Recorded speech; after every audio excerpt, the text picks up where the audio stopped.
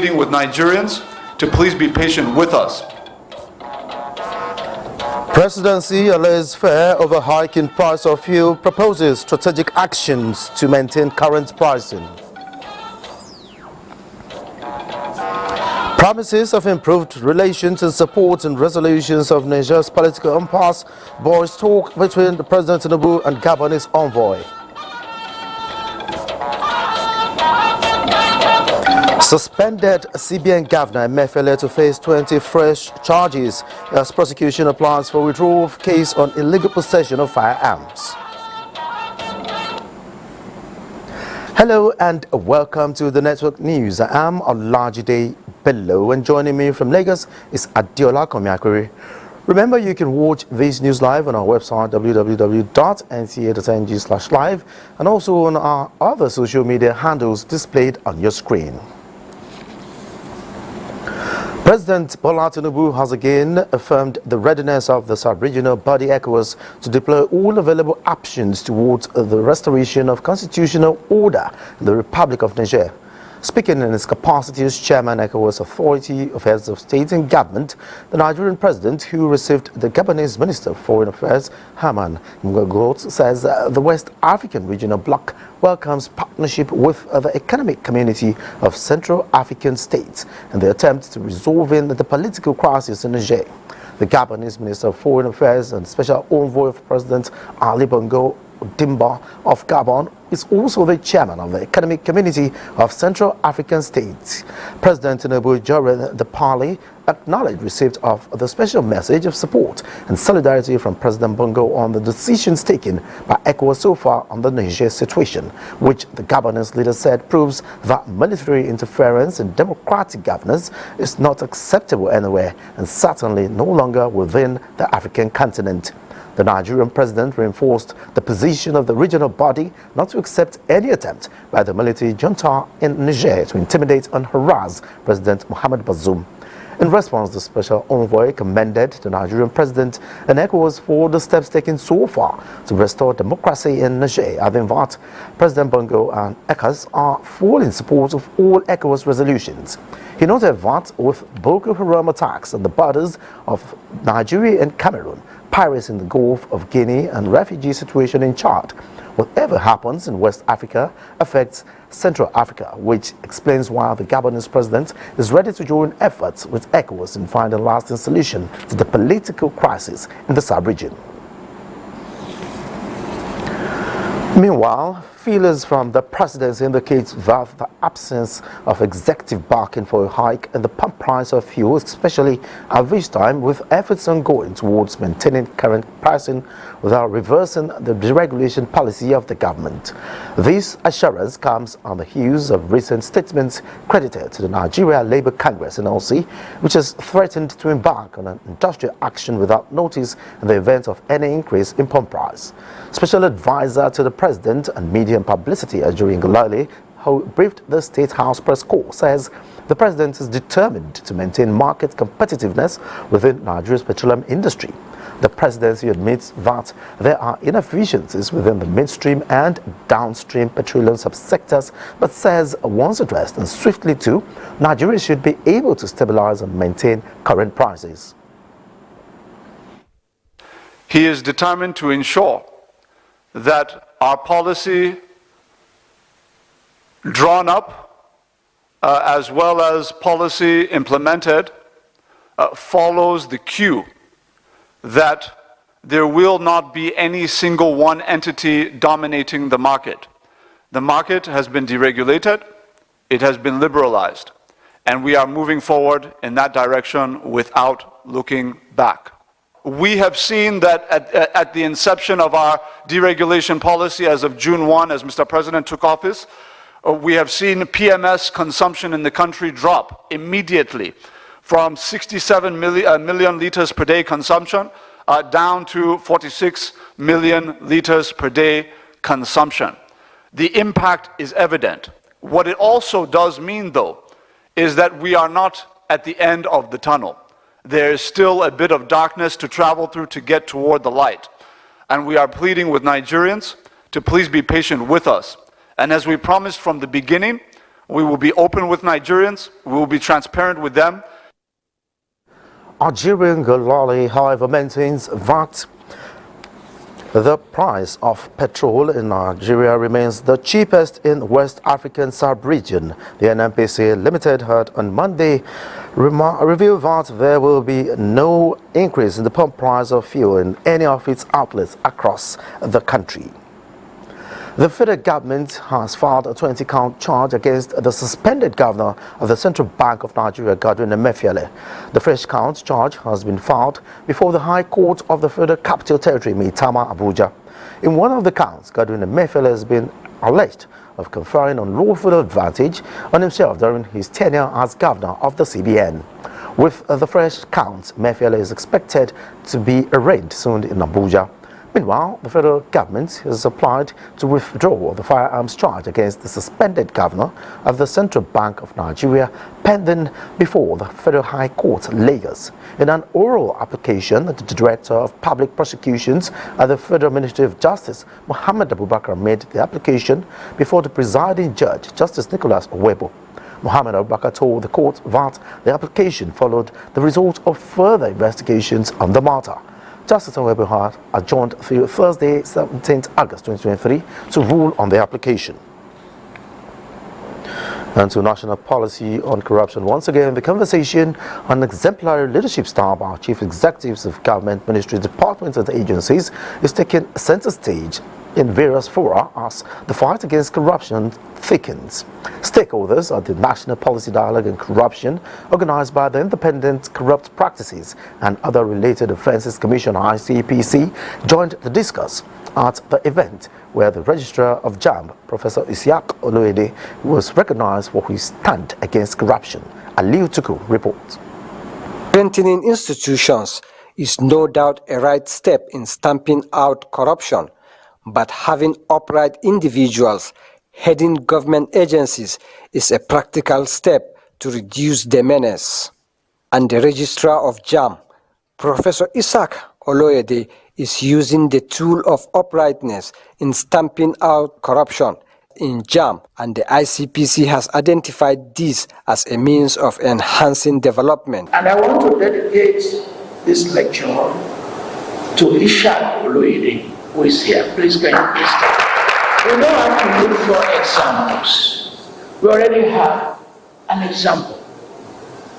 3 presidents, I was telling before we walk in, I came here from South Africa, and they were telling me, can you let him come and work for us? To get more Oloyedes in the public service, ICPC is activating its national policy dialogue on corruption, targeted to instill behavioral change in the society. We hope to change the system by emphasizing the promotion of values that are anti-corruption and emphasizing the removal, the reduction, the rejection of values that promote corruption. That social norm, that value that we have lost, it's important for us to begin to have conversations on how we should go back and begin to embrace those values. Stakeholders, however, call for more sensitization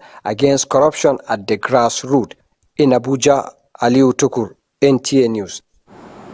And away from national policy and corruption, some cheering news for Nigeria's ICT sector as leading global technology company Google offers a 1.2 billion naira grant for the Tinubu administration's 1 million jobs initiative. Vice President Kashim Shettima, who received the group at the State House of Abuja, commended the company for partnering with the Nigerian government in reducing the unemployment index in the country.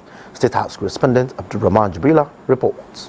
The announcement of a grant of 1.2 billion naira to support the Tinubu administration's digital jobs initiative is another opportunity for economic growth in Nigeria. As the Tinubu administration hit the ground running for businesses, the potentials of Nigeria's young population will have a unique opportunity to harness the potentials to take advantage of the digital sector. Vice President Kashim Shettima said the knowledge-driven post-industrial age, Nigeria will take advantage of the unique opportunity to fill the anticipated global talent deficit. Commercial banks are doing a lot in terms of digital skills, training 1,000 youths to create employment opportunity, Vice President Shetima said.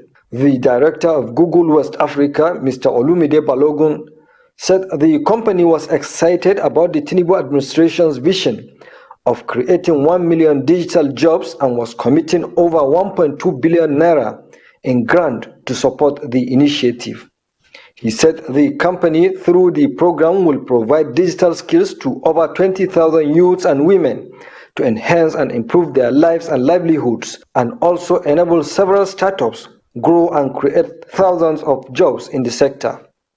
From the State House, Abraman Jibrila, NTA News. And still on collaborations, the Republic of Korea is soliciting Nigeria's support to host the World Expo 2023 in Busan, Korea.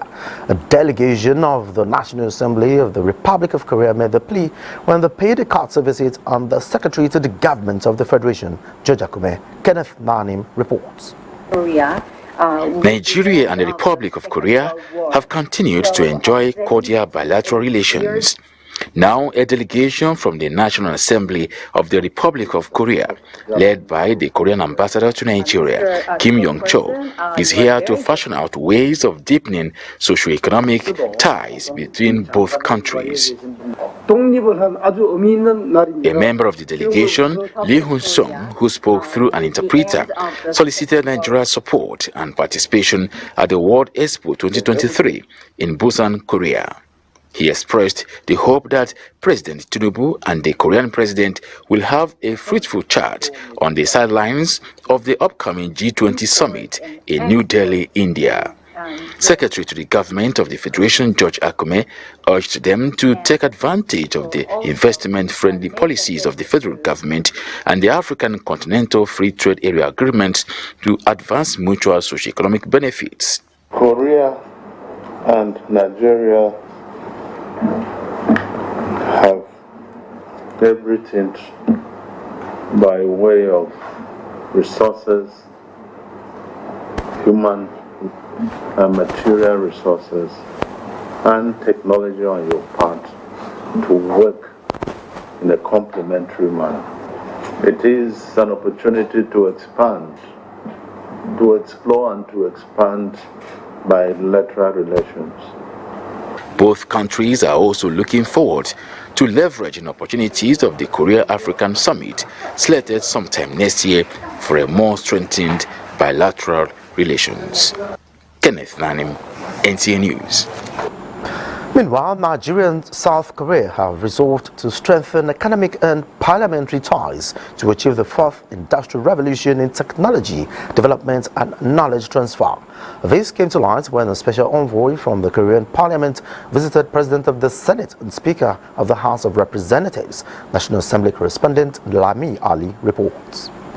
Bilateral relations between Nigeria and South Korea dates back to the 80s. Today, Nigeria is the largest trade partner of South Korea in Africa, estimated at 30%, with a monetary value of more than $2 billion.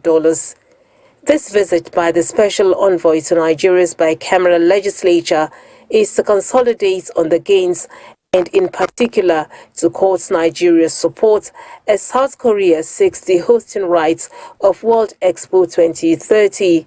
President of the Senate, Godswill Akpabio, says an upcoming engagement between leaders of the two countries at the G20 meeting scheduled to hold in New Delhi will provide another opportunity for the two countries as Nigeria seeks new ideas to grow her GDP. We are very determined in this current administration of President Bala Tinubu to also turn Nigeria from being a country that receives aid to a country that also gives out aid. And that means by improving our GDP, by improving our internally generated revenue, and doing everything right to wipe out corruption, strengthen the Naira, and make sure that we remain more focused to be the leading country economically in the whole of West Africa. Nigeria has abundant resources and the largest population in Africa, so Korea wants to build further cooperative relations with Nigeria. While interacting with members of the delegation, The Speaker of the House of Representatives, Abbas Tajuddin, promised that legislation to make easy business activities of the more than 20 Korean companies in Nigeria will be revisited. There was a mutual understanding to initiate a treaty against double taxation on the businesses of both Nigeria and South Korea, which though passed by our two respective chambers. The special envoy was accompanied by the South Korean ambassador to Nigeria. From the National Assembly, Lami Ali, NTA News. In the meantime, the management of the National Assembly has clarified that the 2 million naira allowance paid to each senator is part of the running cost for their offices and not largesse or privilege. A statement from the Research and Information Unit, Office of the Clerk, says the clarification becomes necessary to set the record straight following the wrong impression the matter created in the public domain. National Assembly restated commitment to transparency and accountability in the managing public funds, adding that the payments were captured in the 2023 budget. You're watching the news on the NTA. We'll be right back after this break.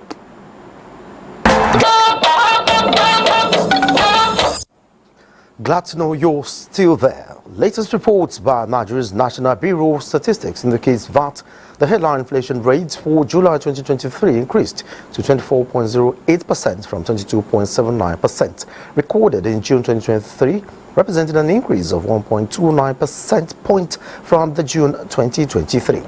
Headline inflation, the data shows that on a year-on-year basis, the headline inflation rate was 4.44% points higher compared to the rate recorded in July 2022, which was 19.64%. It also shows that the increase in the headline index for July 2023 resulted from an increase in contributions of some items in the basket of goods and services at the divisional level witnessed in food and non-alcoholic beverages, housing, water, electricity, gas, and other fuel, clothing, footwear, transport, furnishing, household equipment and maintenance, education and health.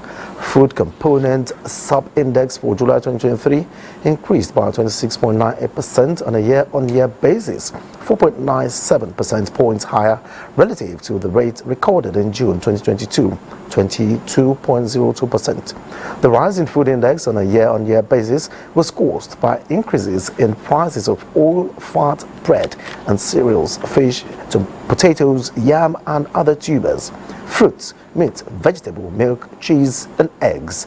The inflation rate in July 2023 for urban consumers was 25.83% on a year-on-year basis, indicating an increase of 5.74 percentage points, while the inflation rate for rural consumers in the month of July 2023 was 22.49% on a year-on-year basis, which was 3.26 percentage points higher than the 19.22% recorded in July 2022. The all-time item index for July 2023 on a year-on-year basis was highest in Kogi, Lagos, Ondo, while the states with slowest rise in headline inflation on a year-on-year basis were Borno, Jigawa and Sokoto with 20.92%. Now to the solid mineral sector. Raw Materials Research and Development Council is partnering the private sector to promote value addition and marketing of gemstones in Nigeria. To this end, the council has launched a business hub for the growth and development of the solid mineral sector in the country. Musa Abubakar reports. A stone at first sight, a bling when refined, gemstones are a source of pride and wealth. The gemstone market is estimated at $32.38 billion in 2023 and likely to reach $55.96 billion by 2033. It's no surprising that the Raw Materials Research and Development Council and its partners at this roundtable are strategic about tapping into the abundant gemstones in the country. This is by collaboration on strengthening policies, improving standards, and promoting value addition amongst other initiatives to create wealth and boost the country's GDP. We receive true value for the effort. Thank you. The unveiling of this business hub by the council is targeted towards promoting growth of the sector and driving wealth creation. All about wealth creation, job creation, entrepreneurship development. And this is one of many of our programs in Raw Materials Research and Development Council. Apart from agro raw material, we also research into mineral raw materials. So it's a value chain just to create additional value to the raw gemstones we have. We are quite proud that the federal government, through Raw Material Research, has taken this initiative. We are willing to support them, and we've also offered them the use of our various chambers of commerce offices nationwide in the 70 locations. This is what the African continents are all about. Value addition to whatever we have. The Business Hub is a platform designed for the private sector to run as efforts are channeled towards improving revenues from the non-oil sector. In Abuja, Musa Abubakar, MTN News. Now talking empowerment, Yellow Premier program and initiative of MTN Foundation in line with the government's Sustainable Development Goals agenda to create empowerment opportunities for Nigerians and develop skills is partnering 3 global brands to train 20,000 female entrepreneurs across the country and move their businesses beyond possibilities. Adeola Komiakere reports. Bridging the entrepreneurial skills gap and giving women a platform to boost their businesses in a sustainable manner while creating a better future for themselves is what the MTN Yellow Premier initiative aims to achieve. For us, the Yellow Premier is really first about capacity building. And then, yes, you build capacity, and then what do you do next? We want to keep the door open for many other women to be able to pass through. As an enabler of possibilities to drive meaningful, measurable and sustainable change in the communities they operate, MTN Foundation has entered into partnership with 2 organizations, Mastercard Foundation and Enterprise Development Center, to empower strategic gender initiatives run by women. This initiative is going to provide entrepreneurs with access to consultants that will handhold them on to get to their desired goal. The entrepreneurs will get resources like access to getting their website done for free. They will have logo designed for them for free. They will be taught how to attract and retain good talent, and with all this equipping, capacity development, so to say, they'll be able to grow revenues in their business. When they are empowered, then we're taking them from the employment realm into the fully employed, and they also will be employers of labor. Yellow Premier is designed to provide capacity building and funding opportunities to qualified Nigerian female entrepreneurs. I'm very sure that it's going to be a great step and a great achievement for my business. The capacity building program is a 4-week virtual training to ultimately empower women get their businesses ahead of the curve.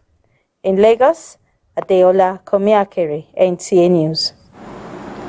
Now Benny Adams is standing by for the business news segment. Benny. Thank you, Olajide, and welcome to business.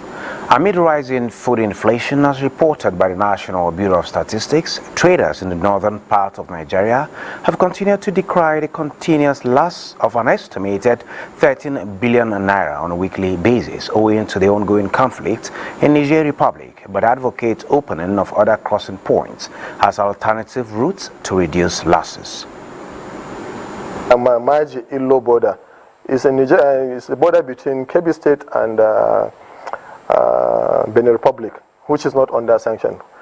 We've been appealing, and we're up to now appealing to the federal government that they should designate that border for the ease of our trading activities. I mean, the losses that we're facing, the losses that are starting at us they're humongous. We're talking about 2,000 containers of the value of between $20,000 to $70,000 per each container.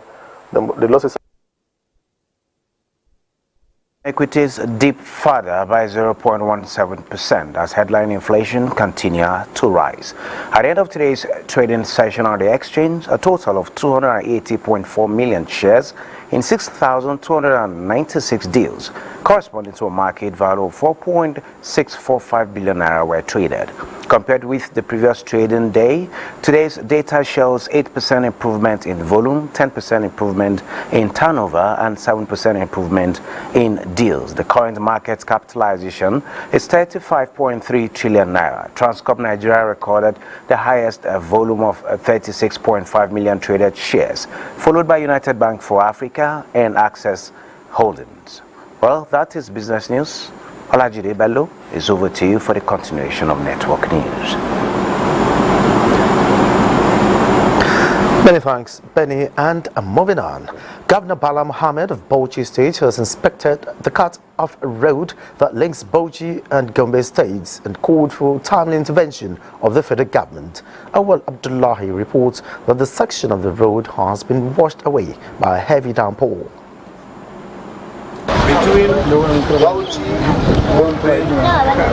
Tallafa mana da Allah dan nayi ba don abun nan mu ba. Mun shiga cikin wani kangi. Gada ta kare dai a takeice. To al'umma tana ta faman shan wahala. These are some stranded travelers who narrated their ordeal as the major road that links Bauchi, Gombe and other parts of the country has been cut off following a heavy downpour. Governor Bala Mohammed, while inspecting the affected road along Kalaganja village in Kirfi local government area of Bauchi State, expressed worry that the situation will affect commercial activities and called on federal government to provide lasting solution to the lingering problem of the road. My worries are this road had been like this for many years, and between Bauchi and Gombe, this was the best road we had in the northeast, but it has been neglected so much by the last administration.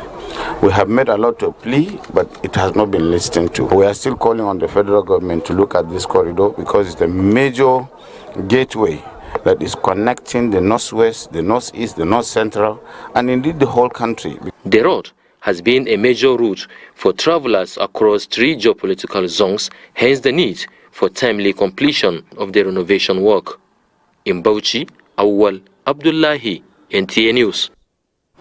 Now to security matters. A strategic discussion about security in Niger State is the focus of a meeting between the Chief of the Air Staff and Governor of Niger State, Mohammed Umar Bago, at the headquarters NAF, following an air crash in Shiroro local government area. Defense correspondent Najatu Tijani reports. Supporting efforts of the Nigerian Air Force in combating terrorism and promoting peace and stability in Niger State and its environs is among issues discussed at the strategic meeting following what many describe as a tragedy, where no fewer than 13 soldiers were killed in a fight against terrorism and banditry, as well as the loss of an air platform. Come today to you with 3 issues. One, to commiserate and condole with you over the death of your men and soldiers at Niger State, which eventually brought about the evacuation by your own chopper that was that crashed. The Air Force has done so much very well for us as a people.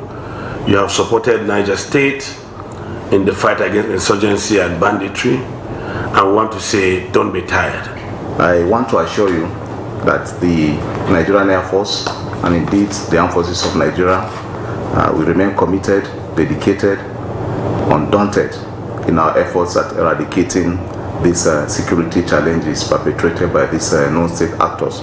Beyond pledging support to the Nigerian Air Force and condoling with the Air Chief on the loss of lives of personnel and an air platform, the visit of the Niger State Governor to the headquarters Nigerian Air Force is also aimed at clearing speculations concerning insecurity in the state, as well as underscoring the need to honor fallen heroes while promoting peace and unity in the state through the fight against terrorism. Naja'atu Tijani, NTA News. Many thanks, Najatu. In time to join Lagos for more stories making the rounds from that center. Adiola. Olajide. With the flood prediction rolled out by the Ministry of Environment for the month of August, Lagos State, being one of the states mentioned, has assured its residents through the Lagos State Emergency Management Agency, LASEMA, that it will not fold its arms at such early warning system and had gone to put mitigating and recovery mechanism in place to guard against loss of lives and property. LASEMA boss Oluwafemi Oke Osointolu gave the assurance while responding to the early warning announcement. Larry Belay has the details.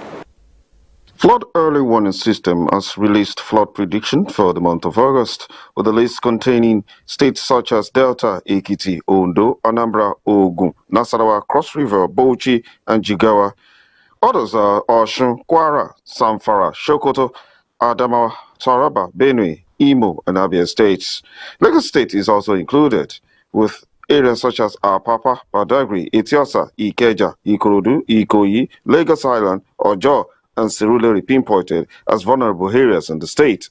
What are the early warning system put in place by the State Emergency Management Agency? We have to go out on time to make sure we carry out sensitization, to make sure we see where and where we feel it will be more vulnerable there.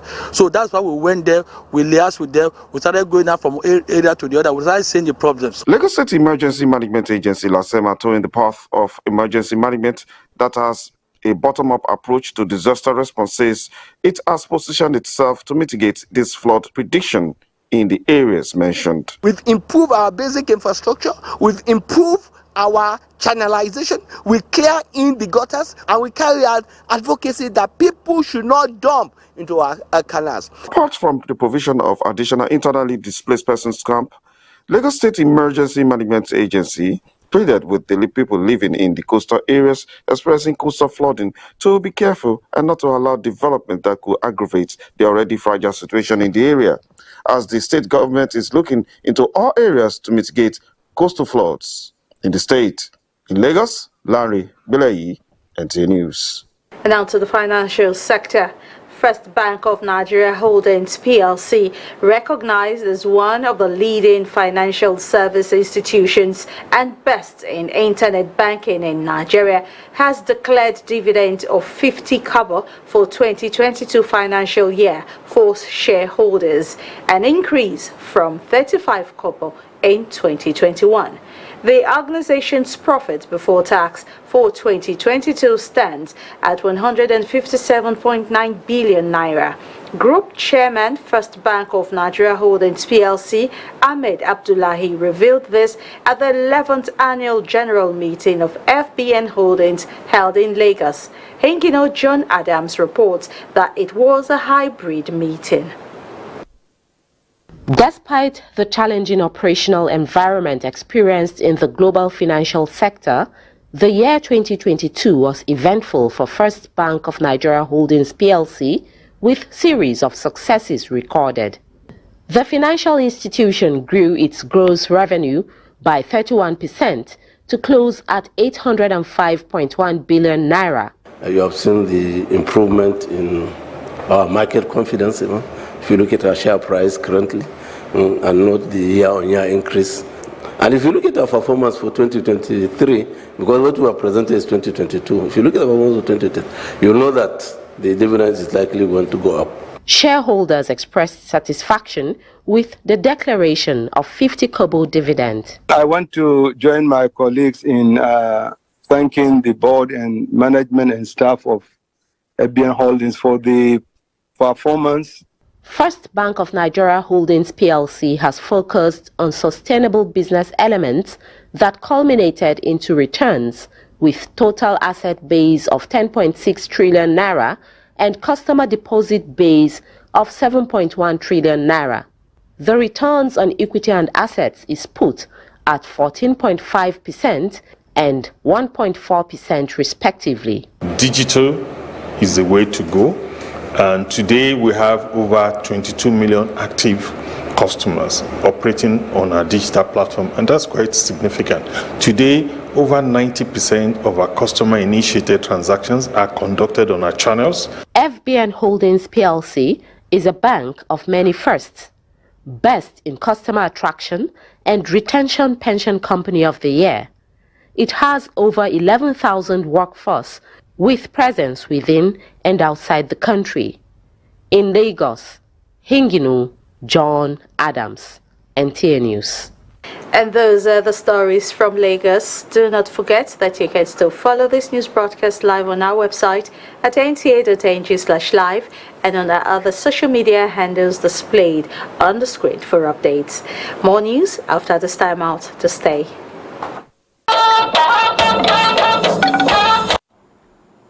Thanks for being there. A new permanent secretary has taken over the administration of the State House, promising dedication to ensure the success of the current government. The new permanent secretary, Olusegun Adebiyi, takes over from Tijani Umar, who proceeds on retirement after clocking 60. State House correspondent Musbah and Wahab reports. It's a day like no other for Tijani Umar, an ace athlete on the basketball court can now bask in the sense of fulfillment. He found his way into civil service administration and has now completed the race.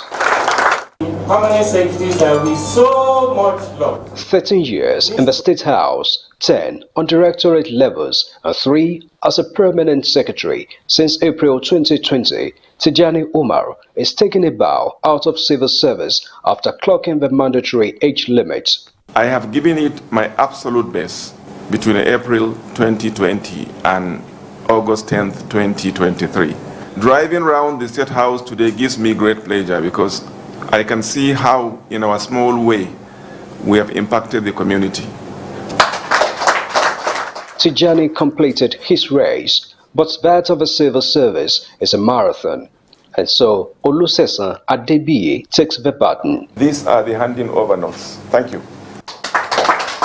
To Mr. President, Mr. Vice President, who has given me this privilege to serve in the State House, I want to just most sincerely pledge my commitment to my fatherland. And I want to also pledge my sincerity and register the fact that I will put in my best, humanly possible, for the success of the administration. Earlier, there was a birthday bash organized by the State House, an apparent signal to the finishing line. We'll miss you, but we know you're going to excel whatever you do in future. God bless you. For the State House Medical Center, which you know had always been in the media for the wrong reasons, he brought us back. During his tenure, the State House, I could say, witnessed a period of tremendous progress. Training, welfare in general, he took it very seriously and passionately. The friend of the media also urged the State House press corps to say goodbye. It was a mutual respect.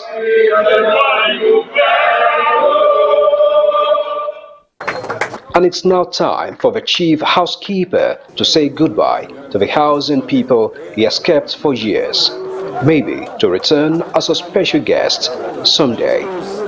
From the State House, Musbah and Wahab, NTA News.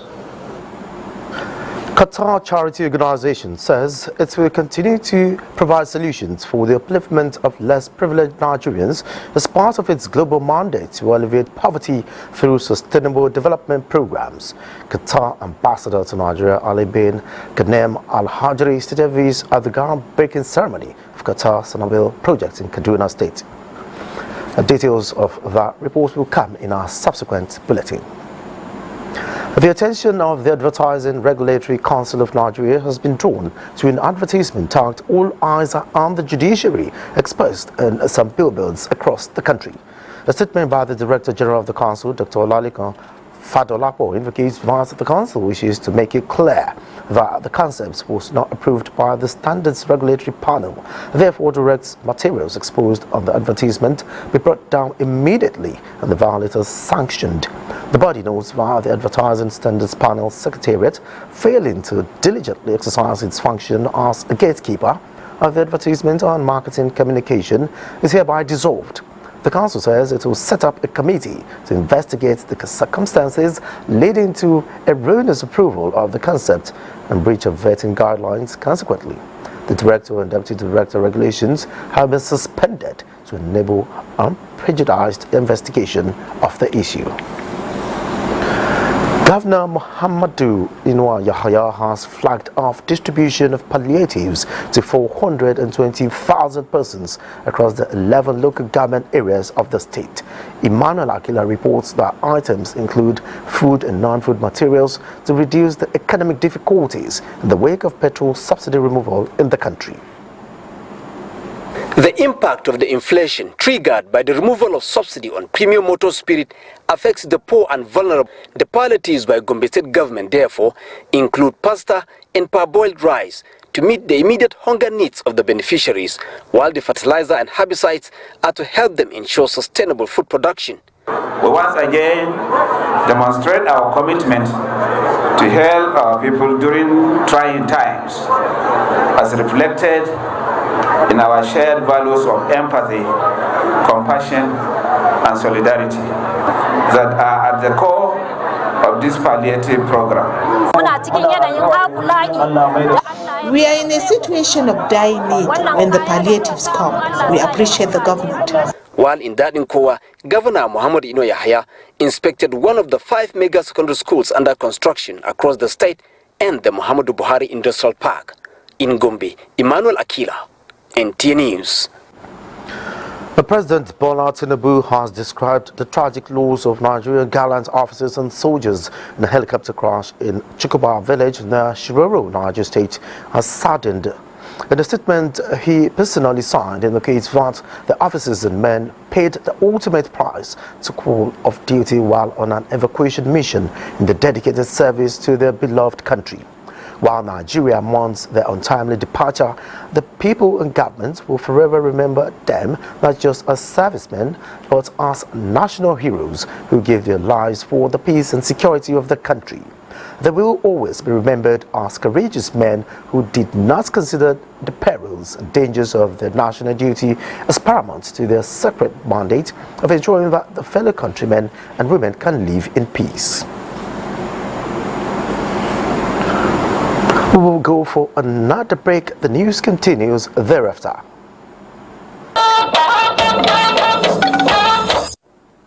Many thanks for being there. Now let's join our sport desk for sport update. The chairman of the House of Representatives Committee on Sports, Ekene Adams, has intervened in the leadership crisis resulting in petitions and complaints against the Nigerian Football Federation on the formation and normalization committees of Nasarawa and Plateau State Football Associations in Abuja. If we continue hitting the policy by complaints here, shouting here, headlines there, this one threatening, this one going to this part, I believe there is no many investors that will invest their money into this object. The issue, any unforeseen issue that is not provided for in the status, the board has the powers to decide on it for us to move the system forward. Meanwhile, after an executive session with the football stakeholders, the chairman stepped down the petitions to allow all parties involved to meet in the next 3 weeks to settle the matter amicably. In Scrabble, about 80 players across states in the Southwest Zone featured at the one-day Southwest Closed Scrabble tournament, which ended in Abeokuta, Ogun State. At the end, former national captain Sile Omebie reconfirmed his quality in the game as he maintained a 100% record of 6 wins in the first period of the 12-round tournament. The terrain is very tough in Nigeria. Even if you call it a retreat of 10 people, it's always difficult to win any tournament in Nigeria. This tournament is going to rub off positively on the players who participated in this tournament. And the reason is that as players, the more tournaments you participate in, the more it improves your skill. In a bid to grow and continue the development of squash from the grassroots, Ranko Sports Academy organized the 19th edition of the Squash Tival Boot Camp for children between the ages of 5 and 18. The 3-week developmental squash clinic gave over 100 children the opportunity to learn the basic techniques of the game. We're actually exposing kids to know that squash is a pathway that they can even get international scholarship. And some of these kids said they want to play for Nigeria now professionally. Sports update, Gift George, NTA News. And that's it on the network news. Many thanks for being a part of it. I am Olajide Bello.